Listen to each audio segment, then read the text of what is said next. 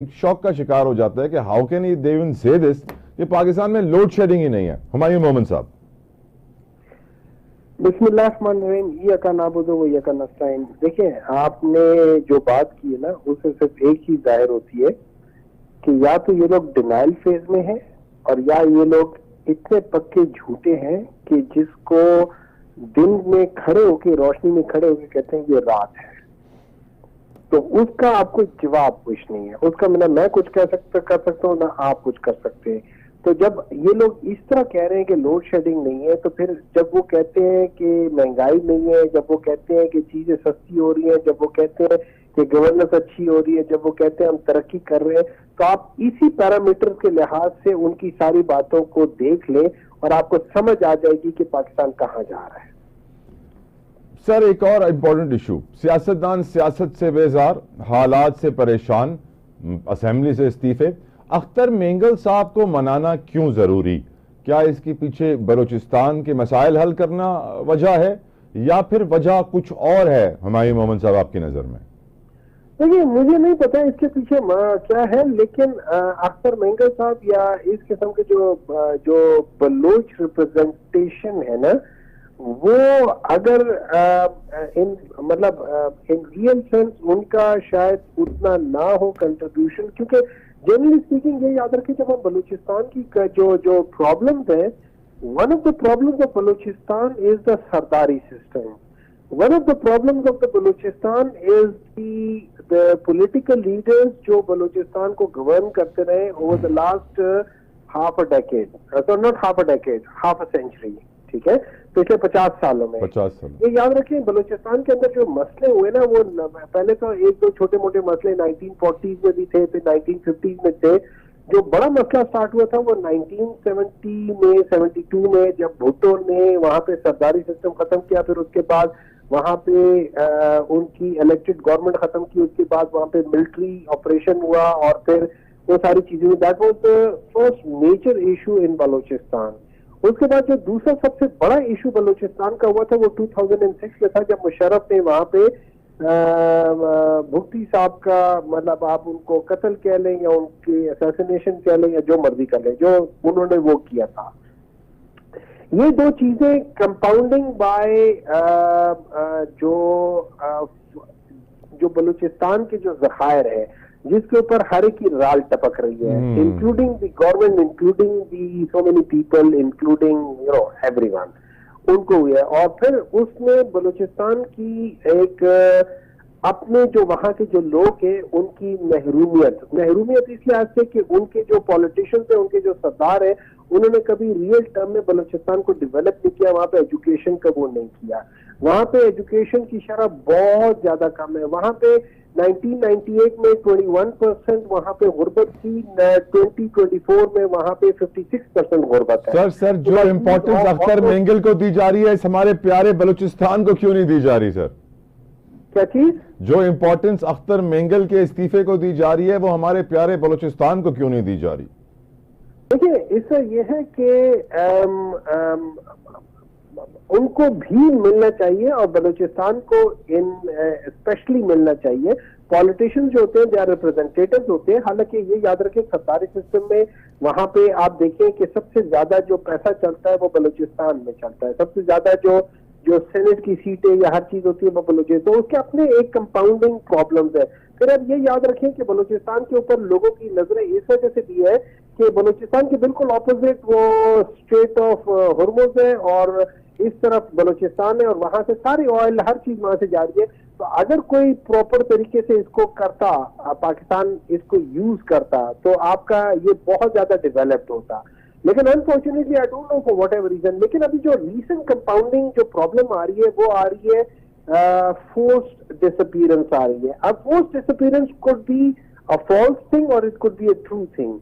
इसको एड्रेस करने का सिर्फ एक तरीका है, वो लोग जो जिनको डिसअपीयर किया गया है, एक तो वो है ना जो खुद डिसअपीयर हो गए हैं, हो सकते हैं कि इधर उधर गए हो, गलत कामों में बहुत सारे लोग पड़े होते हैं और उसमें उनकी मतलब या मारे जाते हैं या कहीं इधर उधर चले जाते हैं, उनको तो आप छोड़ दें। लेकिन फर्ज करें अगर 5000 लोग हैं, उनमें से हो सकता है 1000 ऐसे हो, 500 ऐसे हो, लेकिन बाकी के 3-4 हजार जो लोग हैं, अगर वो बाकी कहीं किसी की कस्टडी में है, I think this is high time कि हम लोगों को कस्टडी में जरूर लें, उनसे पूछ जरूर करें, लेकिन उनके सामने को बता दें कि यार तेरा बंदा मेरे पास है। सर वैसे सेनेटर साहब, अब मिसिंग पर्संस के बाद आज पाकिस्तान में मिसिंग केसेस का भी जिक्र हुआ। लाहौर हाईकोर्ट की चीफ जस्टिस साहिबा ने जब पूछा आईजी साहब से कि कोई 3,62,000 के करीब केसेस हैं जिनके चालान ही पेश नहीं होते हैं, तो फिर आईजी साहब ने बताया कि 11,000 इन्वेस्टिगेशन ऑफिसर्स का हमने शोकॉज उनको दिया है, जारी किया है, उनको वार्निंग दी है। अब यकीनन हमारे मुल्क में हालात ऐसे। ये बताइए सर, अल-कादिर ट्रस्ट केस या 190 मिलियन पाउंड केस से क्या बुशरा बीबी को आजादी कल मिलेगी?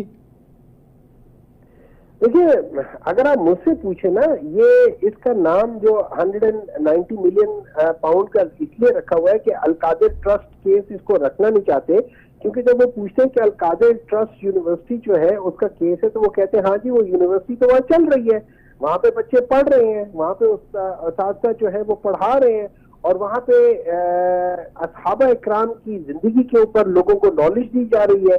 तो अगर आप एक लिहाज से देखे जाए तो वो सब चीजें हैं। अब बात आती है जो जितने लोग हैं उन लोगों ने एक चीज गारंटी दी है कि इसका जो फाइनेंशियल बेनिफिट है किसी भी लिहाज से ना इमरान खान को है ना बुशरा बीबी को है। तो वो अगर आप मुझसे सही मायने में पूछते हैं, इस केस को होना नहीं चाहिए था in the first place. Number 2, इसको कल खत्म हो जाना चाहिए। अब सर जुडिशियल रिफॉर्म्स की बहुत बातें हो रही हैं, लेकिन उससे पहले मैं वो सवाल आपसे पूछूं, ये बताएं कि क्या बाराकाऊ के एसएचओ साहब जो हैं वो वजीर आला खैबर पख्तूनख्वा को अली अमीन को कल गिरफ्तार कर लेंगे क्या सर? I don't know, अगर वो नॉन अवेलेबल वारंट निकल गया, अदालत ने कहा है बाराकाऊ के एसएचओ को आप गिरफ्तार करके लाएं वजीर आला केपीके को। बट ठीक है, अगर वो कहा हुआ है तो वो अब मैं कुछ कह नहीं सकता हूँ। लेकिन देखिए, एक चीफ मिनिस्टर है, उसकी बहुत सारे काम होंगे, वो इस तरह के केसेस में ठीक है आना चाहिए, लेकिन अगर उसकी रिप्रेजेंटेशन हो रही है तो कोई बहुत बड़ी बात नहीं होती है। अदालत को ये भी देखना चाहिए कि उसकी रिप्रेजेंटेशन तो हो रही है ना, या तो होना कि वो नहीं है, उसकी रिप्रेजेंटेशन होनी। तो इस तरह की चीजों पे थोड़ा सा अदालत को जरा बेनिफिट ऑफ डाउट देना चाहिए। जरूरी नहीं है कि आप जरूरी कहें कि यार वो बंदा मेरे सामने आ जाए, उसकी रिप्रेजेंटेशन हो रही है, दैट्स गुड इनफ। अब सर अदालतों की क्या बात करें सर, अब हम जानते हैं मुल्क में आजकल वैसे वो एक्सटेंशन से सिलसिला शुरू हुआ था चीफ जस्टिस की, और फिर वो जुडिशियल रिफॉर्म्स पे आ गया, फिर कानून साजी का अमल भी कुछ शुरू होता हुआ नजर आया। अब सर हमारे ऑनरेबल वफाकी वजीर हैं कानून के आजम नज़ीर ताहर साहब, मैं उनको एक बात पे क्रेडिट देता हूँ कि उन्होंने फ्लोर ऑफ द हाउस पे मेरे दिल की बात की। मैंने आपसे पहले भी ये बात की है किसी प्रोग्राम में कि अंग्रेज जज हुआ करते थे, उनके घर वाले लंदन में होते थे, गर्मी लगती थी, जून जुलाई में छुट्टियों में जाते थे अपने बच्चों से मिलने, पर हमारे पाकिस्तानी जज भी सर वो 2 महीने की छुट्टी करते हैं, उनको भी शायद अंग्रेजों वाली बीमारियां लगी हुई हैं। अब सवाल मेरा आपसे ये है कि सर अब जुडिशियल रिफॉर्म्स का जिक्र होता है, हम समझते हैं कि जहां पर 20 लाख केसेस पेंडिंग होंगे वहां पर जजों की तादाद बढ़ाई जाएगी, लेकिन हकीकतन जहां पर सिर्फ 53,000 केसेस पेंडिंग है सुप्रीम कोर्ट में, वहां पर जजों की तादाद बढ़ाई जा रही है।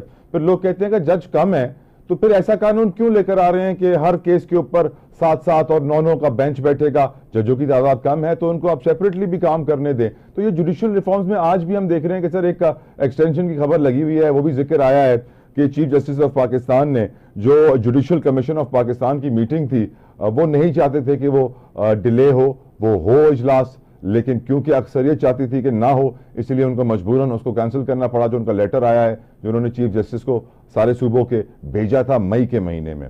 मेरा सवाल आपसे हुमायूं साहब ये है कि इन सारी सिचुएशन को देखते हुए क्या आपको लगता है कि इस निज़ाम अदल में जुडिशियल रिफॉर्म्स आएंगे? ये निज़ाम अदल आज़ाद है, ये मुकम्मल खुद मुख्तार है? हुमायूं मोहम्मद साहब, देखिए, ये मैं जो अभी रिसेंटली जजों ने बात कही है तो उससे खुद मुख्तारी तो नहीं पता चलती है, ठीक है, उसमें इन्फ्लुएंस है, और ये हमने देखा है जस्टिस मुनीर के बाद से वो भी इन्फ्लुएंस की वजह से हुआ था। फिर हमने देखा है जैसे भुट्टो के केस में एक एक्स्ट्रा जज आए थे जो कि एडहॉक जज था, इन्फ्लुएंस हुआ था, उसी ने टिल्ट कर दिया था बैलेंस। फिर हम आज भी देख रहे हैं कि ये सारी चीजें हो रही है तो वो नहीं है, लेकिन इसमें इनका अपना कसूर भी है। वो कसूर ये है कि ये